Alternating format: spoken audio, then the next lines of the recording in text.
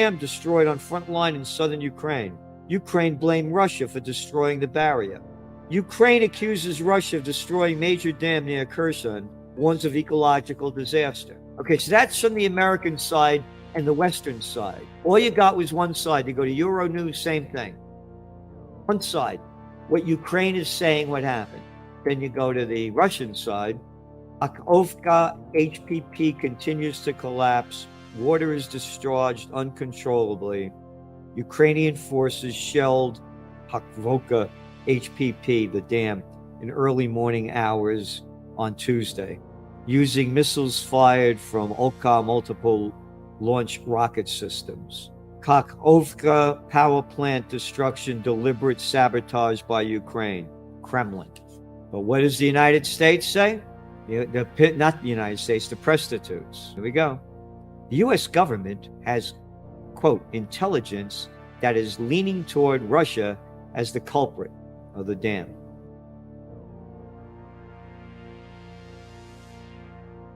So when I talk about these issues and these trends, I'm using information and data that's factual and to see where we're going.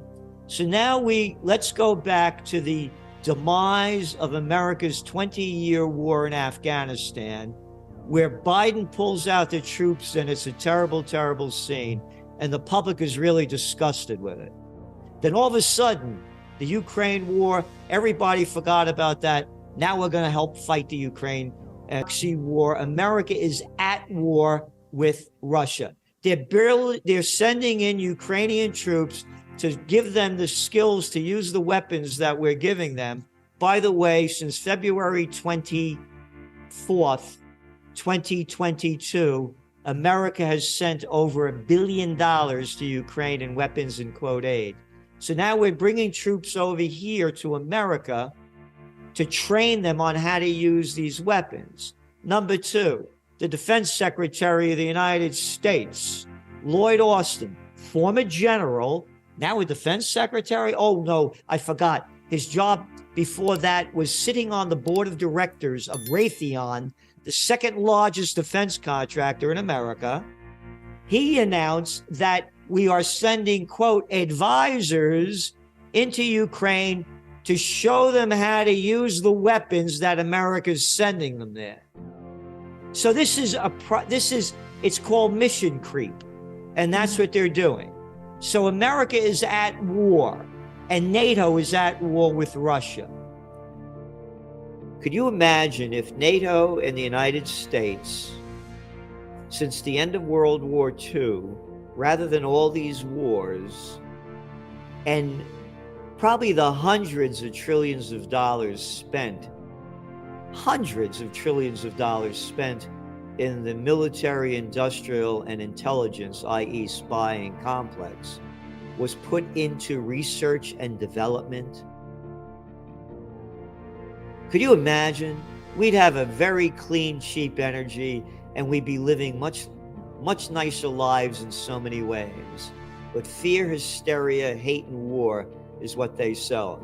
I pledge allegiance to the flag of the United States of America and to the republic for which it stands, one nation under God, indivisible, with liberty and justice for all. One nation under God, indivisible, with liberty and justice for all. Invisible liberty and justice. There's no liberty and justice. The bigs get a slap on the wrist. Liberty, they tell us everything to do. All these shitheads, what liberty? And these faces starting wars say we're going to bring freedom and democracy to another country. Yeah, when they robbed it from us right here.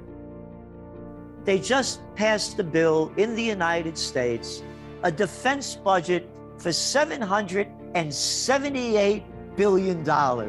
Isn't that great? Yeah. Iraq war, Afghan war, only cost about $6 trillion. Haven't won anything. China? How many wars has China been in? Fighting around.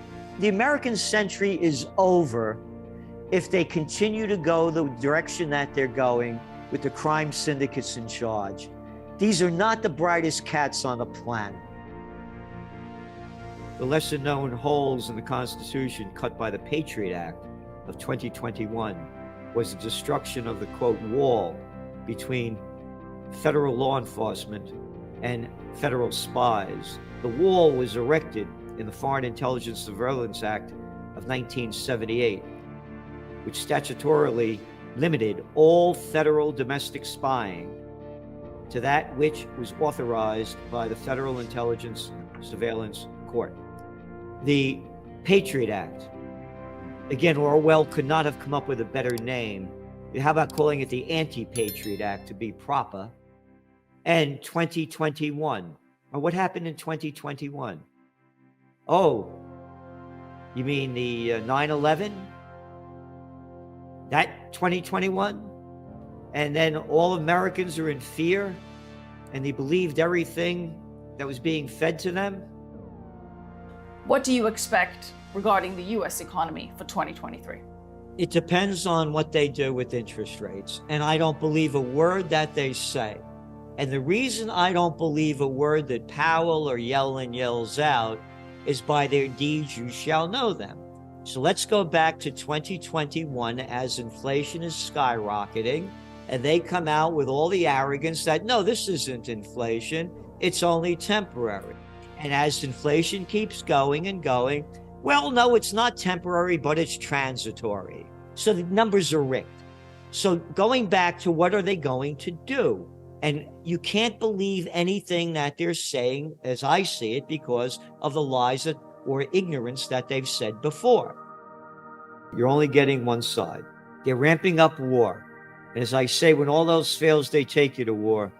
So look out for a nuclear war. And then bend over and kiss your ass goodbye.